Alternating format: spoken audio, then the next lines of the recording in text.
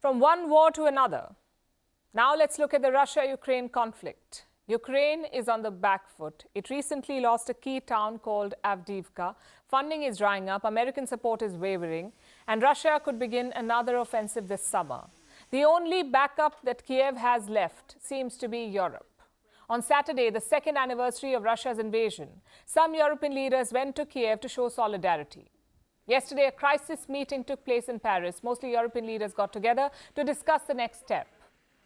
And then French President Emmanuel Macron caused a stir.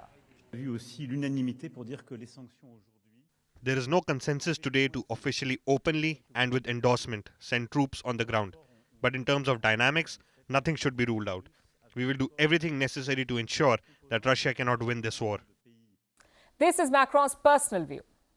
He was clear about that. Not every European leader feels that way, but listen again. I've never said France was not in favor of sending troops, but I've told you very clearly what France maintains as its position, which is a strategic ambiguity that I stand by. Nothing should be excluded to pursue our goals. He said sending troops should not be ruled out.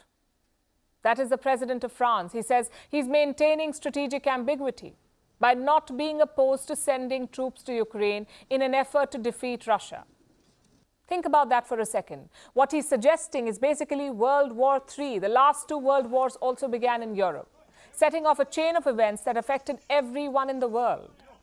So what Macron said should have set off alarm bells everywhere, but it hasn't had that effect yet, either because the world has forgotten or because they're not taking Macron seriously. After all, the war in Ukraine seems to have turned, with Russia making gains and America dithering about aid. Perhaps most nations expect Ukraine to surrender soon. But for a moment, let's say, that doesn't happen. Even if American aid dries up, Ukraine somehow remains defiant. What happens then? Macron believes Russia will take more territory, the Kremlin's forces will get closer to mainland Europe, and then Moscow may set its eyes on the next target. That's what the French president is implying. I first note that there is a unity of views on this observation, that Russia continues the war, reiterates its objectives of territorial conquest, and has adopted a more aggressive attitude not only in Ukraine, but against all of us in general. This is either posturing or paranoia, but both are dangerous. Macron also seems to be egging other European nations on, urging them to drop their objections.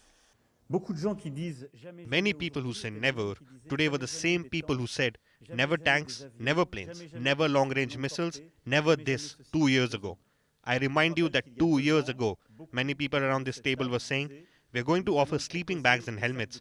And today they're saying, we've got to work faster and harder to get the missiles and tanks. Well, he does have a point there. The West had earlier set numerous red lines. No tanks, no fighter jets, no long-range missiles. All these objections have crumbled over time. Perhaps the objection to boots on the ground will go away too. Maybe someday Emmanuel Macron will turn around and say, I told you so.